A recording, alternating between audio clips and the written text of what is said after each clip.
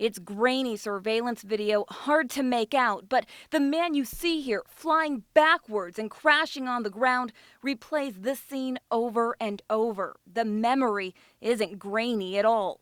I just knew when I hit the ground that I had to get back up because she was still underneath there. CBS 2 reporter Alice Barr is trapped under the car. Producer Noel Latour, though just hit, tried to push the truck off her.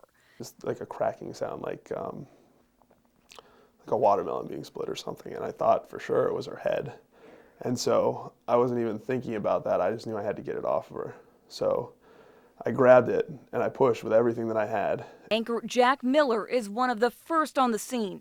It was horrifying to see somebody that you know, a coworker, a friend, to underneath a vehicle, and then the tires are spinning on the vehicle. Jack, Noel, Alice, and other CBS 2 employees were hanging out, as many work colleagues do.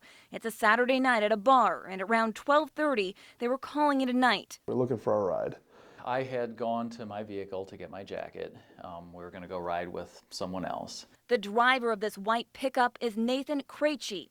The night he backed into Noel and Alice, he blew a .15, nearly double the legal limit.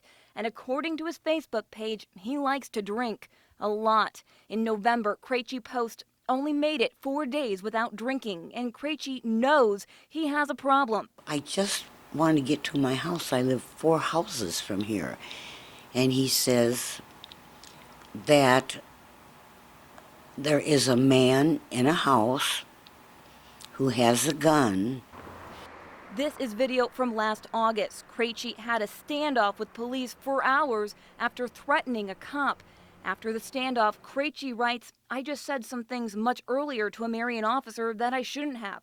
Being intoxicated was 90% of the problem." Our justice system has a process to it, but how far does it have to go? Like, how far, do you have to kill somebody before somebody, stops it? Because this is not Nathan Krejci's first OWI. In fact, he has a long rap sheet, lengthy, with charges of trespassing, harassment, intoxication, and in 2006, he crashed into a car while he was drunk. He pled guilty. In the process of pleading guilty, he was able to get dismissed: open container while driving, violation of financial liability. Okay, those are simple misdemeanors. We probably did dismiss those, yes. Krejci lost his license for a little while, but got it back. And this night, the night he was charged with his second OWI, he tried to leave the scene with Alice still trapped under the wheel. He tried to get back in his vehicle, and I went and I stood in the doorway of his vehicle, and I said, "You're not going anywhere. What are you thinking?" And Krejci didn't stick around. Police say Krejci took off. Witnesses say he ran in that direction around the back of the building.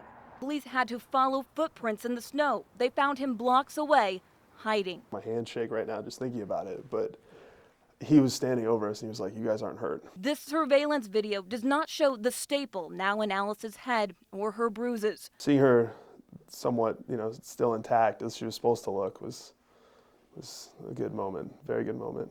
Noel has cuts on his hands and a lot of pain in his back. After all this, they're going to be okay, but Jack says at one point, this crash appeared to no longer be an accident. It seemed like Krejci kept the car in reverse. And you could tell that the vehicle had sort of was like trying to go over a speed bump, essentially, is what it was. And essentially Alice would have been that speed bump. Right.